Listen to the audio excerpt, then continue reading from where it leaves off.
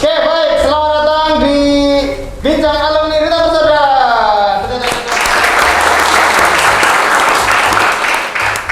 Bincang Alumni pada kesempatan hari ini berbeda dengan Bincang Alumni sebelumnya karena saat ini kita talk show karena di kanan kiri saya ini ada banyak penonton bayaran di sini. Ini kalau saya suruh tepuk tangan mereka tepuk tangan. Ini penonton bayaran. Ada beberapa yang memang lulusan inbox, dahsyat, kan nggak tahu ya? Oh ya, beda umur. Dan pada kesempatan kali ini luar biasanya kita kedatangan Mas Sastra. Tepuk tangan dong buat Mas Sastra ini sastra Inggris atau sastra Indonesia? Sastra Jawa. Oh, sastra Jawa. Itu dijawab juga. Jadi pada kesempatan kali ini kita akan bincang alumni dengan alumni Duta Persada tahun 2016. 2016. Nah, oke, jadi nanti teman-teman juga yang di sini rekan-rekan dari kelas Atlantik nanti juga bisa langsung tanya jawab secara langsung dengan alumni Duta Persada yang sudah sukses. Kenapa sudah sukses? 3 kali bekerja di kapal terakhir apa Mas? Dream Cruise. Nah, kita akan bahas satu persatu dimulai dari Mas Sastra ini asalnya dari Banyuwangi. Banyuwangi. Oke, nah pertama kali kenapa tertarik Duta Persada dan kapal pesiar? Sebenarnya nggak ada ketertarikan sih untuk masuk ke kapal dunia hospitality, nggak ada. Itu hanya sebenarnya janji dari 3 orang idiot aja tadinya. Oh gitu. Ya, ada 3 orang, saya dengan 2 rekan saya yang namanya Yogi, dia alumni di sini juga, dan 1 teman lagi namanya Agung. Oke. Tapi untuk yang pertama teman saya namanya Yogi, dia udah join duluan oleh Duta Persada tahun 2015. Oke. Tapi dia stop dulu, nunggu saya dan nunggu teman saya namanya Agung. Tapi nggak jadi bertiga karena teman saya ada problem dengan rumahnya, terus tinggal berdua nih.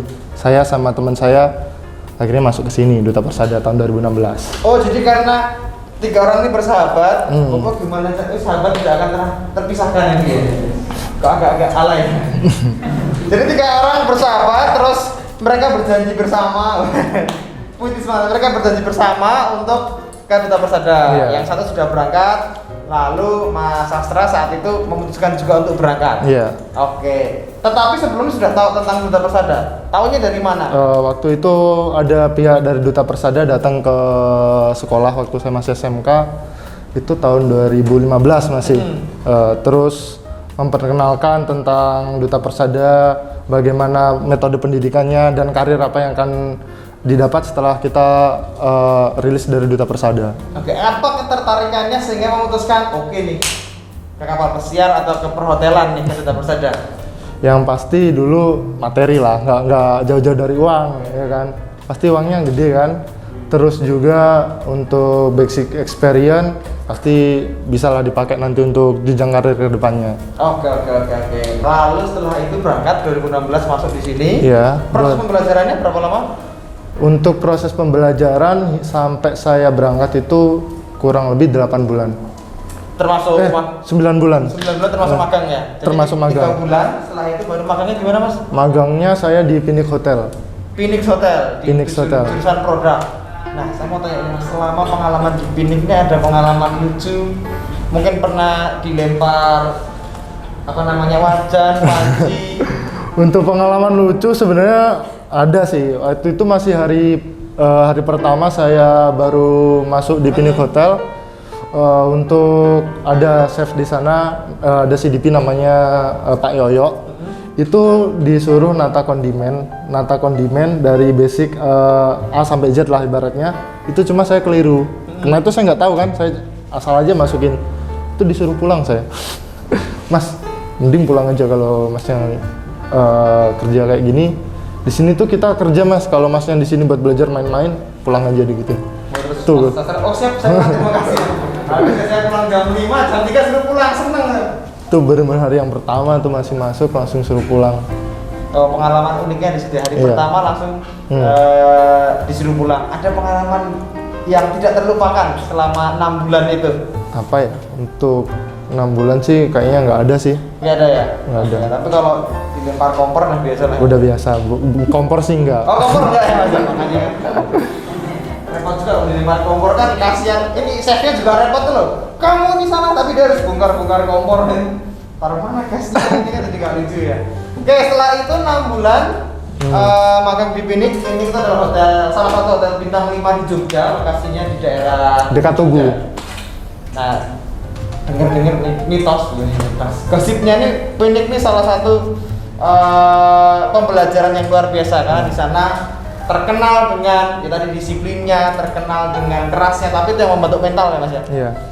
Dia salah satu hotel under Accor pertama di Indonesia dan salah satu bangunannya itu masih heritage. Ya. Dan kebanyakan tamunya luar negeri ya Mas ya. Iya, insya Allah. Oke.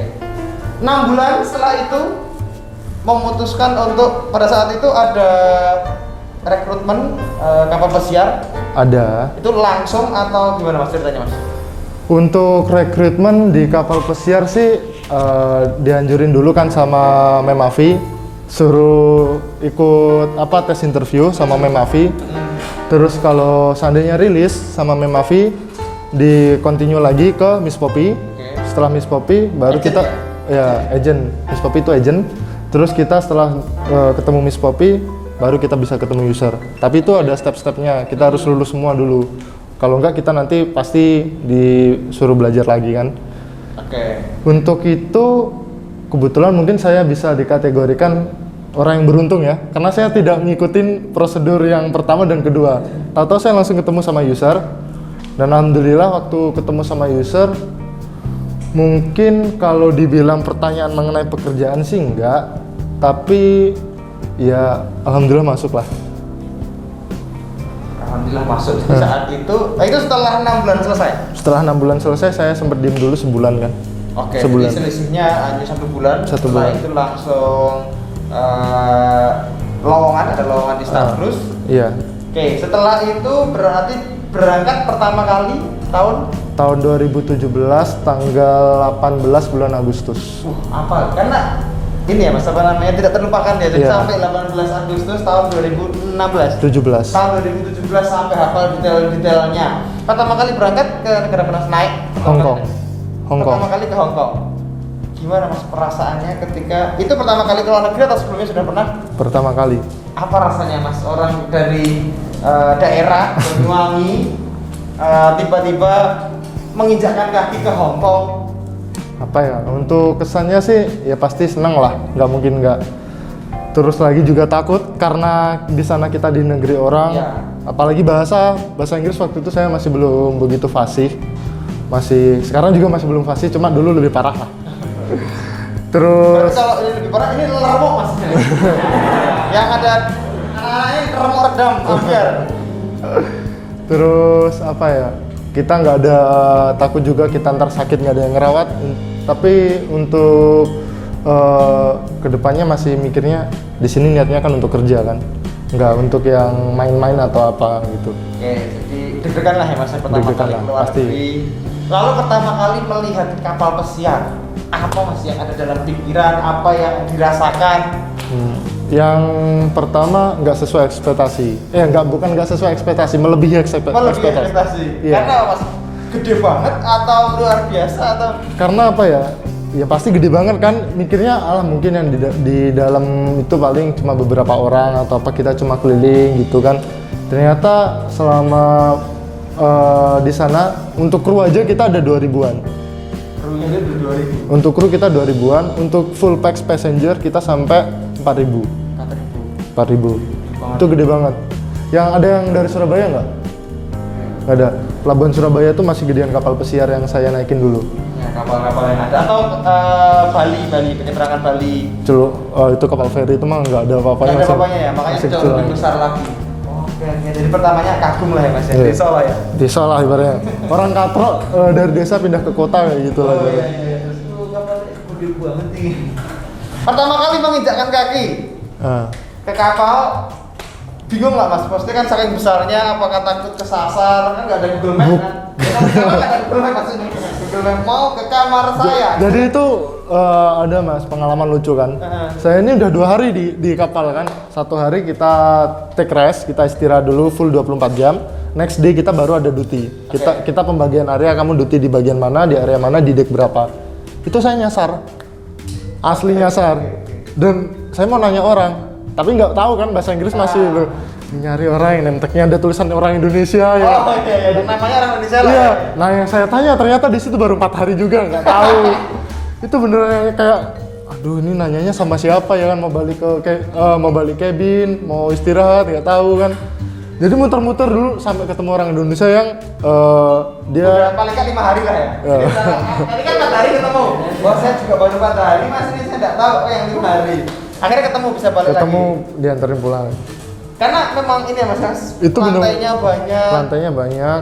Saya kerja waktu itu untuk pertama kali kontrak saya kerja di deck 16. Cabin saya itu di deck 4. Deck tuh lantainya mas ya? Iya, per lantai. Saya di deck 3 waktu itu. Itu jauhnya berapa tuh? Ya kan? Iya. Terus juga kalau mau lewat kiri atau kanan tuh kayaknya lorongnya sama aja. Jadi kayak yang jalannya ngerasanya bener aja. Gitu ya? Ngerasanya bener. Nggak ada, kalau kita kan kalau jalan ada pohon, ada perempatan. Kalau di sana itu loh yang di lorong ada perempatan, nah semuanya sama. Yang ada Indomaretnya gitu nggak ada ya? Kalau kita kan gampang kalau di kapal kan bisa tahu atau bisa hafal kondisi kapal berapa lama mas, membutuhkan berapa lama? Semingguan sih udah. Semingguan ya, bisa main-main kesana kesini tanpa takut nyasar. Takut nyasar semingguan ya. Yang jelas tempat makan nggak mungkin lupa di sana. Oh iya. Tempat makan. Naluri perut tempat makan. Apal set. Tempat makan, tempat ambil gaji nggak mungkin lupa di sana. Oh iya. Bener. Oke. Pertama kali di Genting ya, Genting Dream Cruise. Iya. Lalu sudah ke negara mana aja mas? Negara, jadi saya pindah homeport 2 kali. Yang pertama send-on di Hong Kong. Yang kedua pindah homeport di Singapura. Selama di Jepang kita ada rute Filipina, Hong Kong, Jepang, Myanmar, sama Thailand, Vietnam. Ini sebutin sekalian aja ya. Indonesia, Malaysia, terus mana lagi ya? Hampir seluruh Asia lah. Hampir seluruh Asia lah. Luar biasa sekali. Jadi itu tadi kenapa bisa keliling dunia gratis ya, karena setiap rute itu ada berhentinya di negara tersebut. Iya.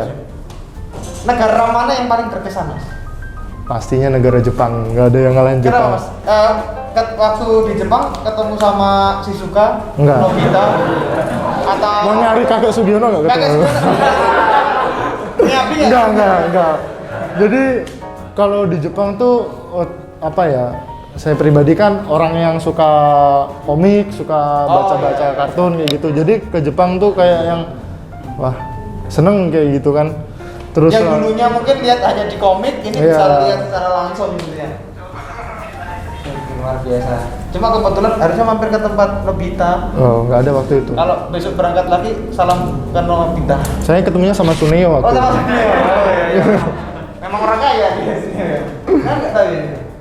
Tahu Suneo? Oh iya. Kebetulan kalau ini gapnya umur cukup jauh.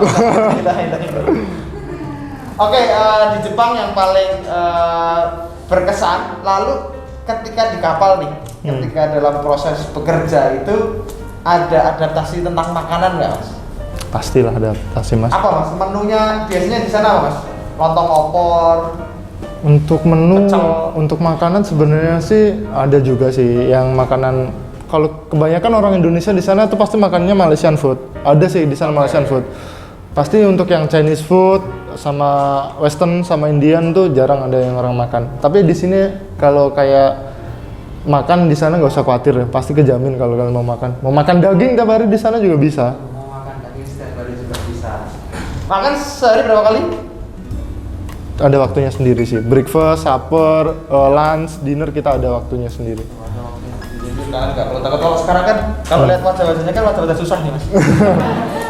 Yang itu kadang-kadang makan sehari sekali aja bersyukur dia mas ya sekarang. Karena kan masih proses perjuangan, masih proses berjuang. Sama juga mas Sastra juga prosesnya sama kan mas kayak gini mas. Iya, Ngekosnya kan juga di daerah sini juga kan? Ngekosnya saya di sini. Dulu saya ngekosnya di mana? Di Gondomanan. Gondomanan. Sama juga di daerah sini juga gitu loh. Jadi tetapi kan itu adalah sebuah perjuangan dan hasil akhirnya nah Mas Hasan yang luar biasa yang sudah 3 kali posisinya apa Mas? Saya dulu di kitchen steward, tapi bukan apa ya, bukan karena itu diberikan oleh pihak Duper untuk memilih itu, karena dari pribadi saya juga apa ya, penting saya dulu kerja dulu. Terus alhamdulillah saya kerja di sana dapat 3 bulan, saya ditawarin, saya dekat sama manajer, dia manajer bartender orang Turki. Saya ditawarin untuk jadi bartender selama 3 bulan, tapi saya nggak mau, terlalu enjoy. Terus kontrak kedua kembali lagi saya ditawarin oleh eksekutif chef orang Malaysia namanya Chef Zul, sekarang udah almarhum. Saya ditawarin untuk jadi tekuk 2. Saya kembali lagi, saya nggak mau. Karena apa? Bagi saya kerjaan itu bukan posisi Anda, tetapi apa yang Anda lakukan itu membuat Anda senang. Kalau saya orangnya gila hormat, gila pangkat, udah dari awal saya ambil posisi. Oke, jadi selama 3 kali kontrak itu di kitchen steward. Kitchen steward itu yang bagian tuh cuci-cuci piring. Kita DJ di sana. DJ piring. Berapa Mas kira-kira dalam sehari itu kalau dihitung tuh ratusan atau ribuan Mas kira-kira? Apa yang piring? Piring. Ya pasti ribuan lah Mas kalau sehari. Ribuan, bayangkan. Makanya kalau Mas Hasan ini kalau tidur malam mimpi itu juga cuci piring. Oh mau ternyata mimpi itu. Karena saking sering, tapi ya itu tadi kembalikan ke teman-teman. Mas Sastra enjoy karena kenapa Mas kira-kira? Karena apa ya? Saya nggak ada pressure. Kerjaan selesai, saya selesai. Saya nggak perlu ngitung list semuanya, saya nggak perlu. Kalau ditanya malu, ya orang saya kerja di sana ya kan. Nggak ada yang tahu juga di rumah kan. Kalau ibaratnya kayak gitu. Terus juga yang saya lakuin tuh halal. Itu yang paling utama. Dan yang paling utama ini sebenarnya gaji. Biar semua ini rekan-rekan semua ini kan semakin memotivasi, semakin berjuangnya itu kayak sekarang semakin kuat lagi gitu nah. Oke. Kontrak pertama, kontrak kedua sampai kontrak terakhir di angka berapa Mas? Kontrak pertama saya dapat 680, bukan ribu ya, dolar. Saya dapat 680 dolar. Pulang kontrak kedua saya dapat 850 dolar.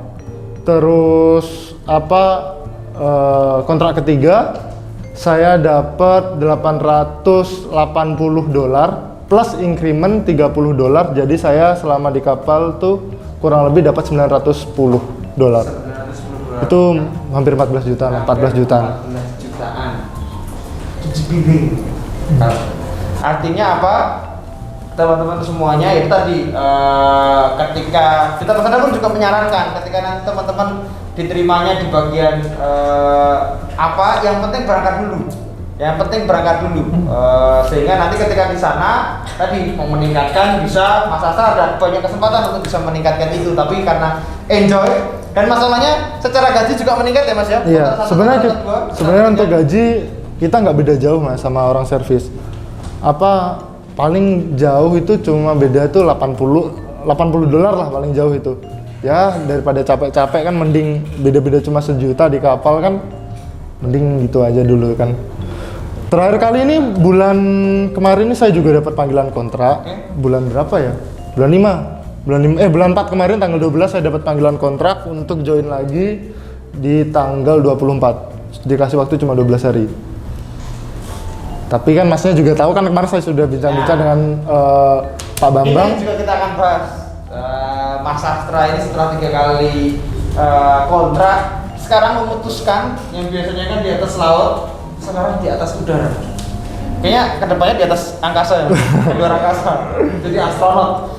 Nah sekarang ini Mas Sastra mengambil keputusan untuk menjadi pramugara. Iya, jadi saat ini Mas Sastra ini adalah pramugara di maskapai Lion Air ya Mas ya? Iya. Nah itu kenapa Mas? Kenapa memutuskan dan tertarik untuk ke pramugara?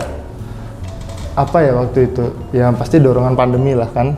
Yang kedua ya karena mungkin untuk segi pekerjaan itu sangat bagus untuk untuk karir kita bagus. Dan nggak jauh-jauh lagi dari materi kan pasti. Oke, jadi karena pandemi, Mas Sastra mengambil keputusan untuk jadi pramugara di lainnya. Oke, teman-teman semuanya, mungkin nanti dulu kita buka sesi tanya jawab. Nah, siapa nih dari teman-teman di sini yang mau tanya langsung? Luar biasa loh, Mas Sastra ini jauh-jauh dari Jakarta datang ke sini, menyempatkan waktunya untuk bisa ngobrol-ngobrol sama teman-teman semuanya. Jadi manfaatkan kesempatan ini untuk bertanya. Kira-kira siapa yang mau bertanya nih? Silahkan angkat tangan. Oke, silahkan Mas Wiranto. Pak, mau tanya, first impression pertama kali kerja di sana itu kan kalau pertama kali kerja kita di sana kayak tekanan batin, kayak nangis gitu. Kalau kamu gimana? Untuk pertama kali kerja nih, saya tadi juga lupa cerita Mas. Oke. Untuk pertama kali kerja saya dari pertama sampai Hong Kong mau ke Jepang 2 hari itu saya nangis Mas. Serius Mas, serius saya nangis. Nangis tuh cinta atau bukan, karena waktu itu saya baru masuk langsung ada typhoon. Ada badai. Itu ya, ada badai. Mabuk laut tuh ceritanya Mas. Telepon orang rumah belum bisa waktu itu kontak. Biasanya kan kalau itu kan tetap kan gak jauh-jauh. Dan namanya anak pasti butuhnya kan orang tua. Pin pulang waktu itu saya. Serius. Tapi ya gimana lagi kita di sini Masnya udah sekolah ke sini kan berarti tujuannya untuk bekerja kan, lulus dari sini kerja. Belajar untuk lebih dewasa kan. Di sini setelah di sana saya ingat lagi proses sebelum sampai menginjakkan kapal di dunia hospitality, berarti mental saya harus siap kayak gitu. 2 hari. Kalau Mbak ini ceweknya 6 hari namanya. Maka seminggu sampai keluarnya itu udah nggak ada air matanya. Oke, yang lain deh, silakan. Ayo. Ayo. Bentar, biar di. Ya, silakan. Nama saya Sony Julianto asal dari Cilacap. Saya mau bertanya kalau itu kan sudah bekerja itu pasti senang ya Kak di kapal gitu ya. Itu persiapan pas mau interviewnya itu hal yang paling sulit itu di mana gitu? Sebenarnya untuk persiapan paling sulit untuk interview sih kalian nggak usah terlalu khawatir ya. Yang penting pasti Pak Bambang udah sering ngingetin ini. Jangan lupa senyum. Itu pasti. Kalian jangan terlalu panik atau apa kalau ditanya interview. Ini saya boleh buka nggak sih Mas sebenarnya kalau saya waktu interview sama user? Boleh. Boleh nggak apa-apa? Jujur Mas ya, waktu saya pertama kali interview sama user, saya sama sekali nggak ditanya tentang pekerjaan. Saya ditanya nama saya, nama orang tua saya anak keberapa, saya berapa saudara, apa pekerjaan orang tua saya, dan itu tidak pakai bahasa Inggris, pakai bahasa Melayu. Itu bener-bener saya ditanya nggak ada konteksnya sama bahasa Inggris. Kenapa? Makanya saya bisa berakhir di kitchen steward karena saya nggak ditanya sama sekali tentang basic kitchen. Padahal saya udah tahu, udah paham. Karena dari pihak Dupar juga udah ngasih materi, penjelasan, pendidikan. Ditambah lagi saya ada magang selama 6 bulan. Nggak mungkin kan kalau ini kepala kosong dengan materi-materi yang mau ditanya. Tapi ketika kita kesana juga, yang ditanyain bukan masalah kayak gitu. Yang ditanya cuma kayak yang, nama kamu siapa Mas? Bapak kamu namanya siapa? Ibu kamu namanya siapa? Kamu berapa saudara? Ayah kamu kerja apa? Saya suruh keluar. Langsung. Itu sampai di luar saya ngomong, astagfirullah, ini pasti udah nggak bakal lolos nih. Tapi ternyata itu juga saya nggak ikut interview sama Mem Afi, nggak ikut interview sama Miss Poppy. Tanyain nanti kalau sama Mem Afi atau Pak Bambang. Saya nggak ikut dua-duanya waktu itu. Saya langsung ke Bali waktu itu, langsung interview sama user. Itu mungkin saya bilang saya beruntung waktu itu karena itu. Terima kasih Kak. Terima kasih Mas ya. Tapi artinya, Mas berarti saya nggak perlu belajar bahasa Inggris, bukan itu. Ya. Apa yang poinnya apa? Itu tadi yang disampaikan Mas Sastra. Senyum. Ketika saya sudah bilang interviewer itu orang yang menginterview Anda nanti user atau interview HRD itu sudah tahu mulai dari cara berdiri Anda, cara buka pintu Anda. Itu sudah kelihatan. Nah, Mas Sastra ini sudah dilihat awalnya sudah di situ. Sudah klik duluan, sudah oh ini nih dia sudah punya jiwa hospitality, senyumnya tuh udah ikhlas lah, lebih dari ikhlas lah, atasnya ikhlas. Sehingga pertanyaannya seperti itu, pertanyaannya kalau pertanyaannya itu memang belum tentu tentang pekerjaan Anda karena dibuktikan sudah 6 bulan magang itu, makanya 6 bulan magang itu sebuah kewajiban karena itu yang menjadi bukti bahwa Anda itu sudah bisa bekerja lah. Makanya yang paling utama kan Pak Bambang juga sampaikan apa? Personality. Anda hangat, murah senyum, punya jiwa hospital, keramah tamahan. Ketika ada orang baru itu Anda ramah. Nah itu sudah dilihat oleh sudah terlihat dari Mas Astra, sehingga interviewnya hanya pertanyaan-pertanyaan basic seperti itu. Dan terbukti kan kalau misalkan Mas Astra nggak ada jiwa hospitality, keramah tamahan, ya tidak mungkin 3 kali dilanjutkan kontraknya dan dinaikkan gajinya. Yang kedua, sekarang di pramugara itu ya 11-12 lah ya Mas ya, dengan dunia kapal pesiar perhotelan maksudnya. Keramah tamahan, hospitality, senyum. Nggak mungkin kan kalian ketemu pramugara di pesawat itu merengut gitu. Kenapa utangmu banyak ini? Kan nggak mungkin. Keramah tamahan. Yang lain yuk, silakan Mas. Ya Mas. Nanti masuk YouTube dulu Mas. Jadi nanti bilang, "Ma, aku mau YouTube, Ma." Mas, saya mau tanya, itu dulu waktu interview itu gimana? Terus berapa orang yang ikut serta berapa yang diterima yang gagal juga gitu? Oh, waktu itu saya masih ingat. Waktu itu saya interviewnya di Bali bulan April atau bulan Mei, antara April sama Mei saya interview, karena setelah itu saya perlu nyiapin dokumen untuk ke kapal. Terus yang interview dari pihak duper ya, yang ini Mas tanyakan dari dupernya atau total yang di sana? Yang total di sana saya nggak ingat, saya ingatnya dari duper soalnya. Dari duper sama yang di sana. Dan dari sana saya nggak ingat Mas, banyak sekitar 40-an pokoknya waktu itu, 40-an. Yang dari duper, pokoknya yang saya nggak ingat ada berapa, yang jelas ada belasan, tapi yang nggak lolos itu satu teman saya dari Banyuwangi ada. Cuma satu yang nggak lolos waktu itu. Seangkatan saya ya, ada satu aja yang nggak lolos. Jadi kalau teman-teman semua besok tes interview Starplus Group itu, makanya saingan Anda ini bukan hanya dari Duta Persada aja, bukan kanan kiri Anda sekarang ini, tapi dari lembaga lain, dari daerah lain, karena terpusat. Jadi ketika interview itu minimal ada, setahu saya ada minimal 100 atau 150 kandidat. Jadi orang Starplus baru mau ke, biasanya kalau nggak Bali, Jakarta, Jogja. Kebanyakan ke Bali karena mereka sekalian jalan-jalan. Makanya perjuangan juga kan, perjuangan harus ke Bali bareng-bareng gitu Mas. Enggak, saya sendiri. Oh sendiri. Dekat kan saya. Oh iya, dari Banyuwangi langsung sendiri. Jadi banyak saingannya, banyak. Yang terbukti tadi hanya satu yang tidak diterima. Ya, satu pertanyaan lagi silahkan sebelum kita akhiri. Nanti saya ada giveaway. Ya nggak apa-apa dulu. Dulunya nggak apa-apa lah. Tapi atau berantem dulu aja biar. Ladies first. Mbaknya dulu ya. Kan dari kapal pesiar terus pindah ke jadi pramugara. Itu gimana carinya, atau ada lowongan atau gimana? Waktu itu kebetulan saya lagi nyari lowongan. Itu sebenarnya setelah dari Dream Cruise, saya tuh udah daftar di Royal Caribbean sama di Viking. Dua-duanya approve. Tapi saya nggak ambil yang di Royal karena di sana untuk basic salary lebih kecil daripada di perusahaan yang lama. Terus untuk di Viking itu juga di hold karena kita harus sekolah bahasa dulu selama 3 bulan untuk bahasa Jerman ya. Terus kenapa bisa melalang buana ke jadi pramugara? Karena waktu itu tuntutan dompet udah menjerit ya kan, isi aku ya kan.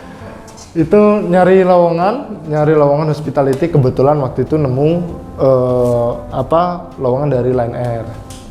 Terus akhirnya kirim email dengan basic background pendidikan dan pengalaman kerja yang di kapal pesiar. Terus akhirnya ngelamar, masuk, alhamdulillah dari pertama daftar sampai sekarang lancar. Ini bukti juga gitu, artinya ketika teman-teman sudah punya basic experience di kapal pesiar, itu ketika akan masuk ke ke industri-industri yang lain, pekerjaan yang lain itu akan jauh lebih mudah karena bahasa Inggrisnya jelas ya Mas ya. Bahasa Inggris karena di sana kita tiap hari ngomong kan bahasa Inggris. Pramugari kan juga membutuhkan bahasa Inggris. Lalu apa keramah tamahan seperti itu. Next, Mas. Nama saya Dewa Satria Perbuka dari Banyuwangi. Saya mau bertanya, di kapal pesiar apakah ada banyak godaan Dan di kapal pesiar apakah bisa sholat? Udah persiapan dari sekarang, godaan gitu udah persiapan. Godaan pasti banyak mas. Kalau godaan nggak perlu di kapal pesiar, di Jogja aja udah banyak mas. Gak usah jauh-jauh mas. Tuh, tinggal belok ke situ udah godaan tuh mas. Gak usah jauh-jauh. Untuk sholat kita bisa, karena kita kita ibaratnya apa ya? Kayak apa ya namanya? Di sana kita ada kompas nanti. Kita ada kompas. Mas ada download aja aplikasinya buat nentuin kiblat. Jadi mas ntar sholat insya Allah bisa. Jadi nggak usah khawatir untuk yang kayak sholat itu nggak bisa di sana karena kita nggak tahu kiblatnya kan. Itu ada kiblatnya juga. Terus karena kita di sana tuh kerja, jadi itu nggak masalah. Jadi nggak ada. Waktunya sendiri, mas. Kita tinggal ngatur waktunya sendiri. Untuk waktu tergantung mas ngikutin homeport aja.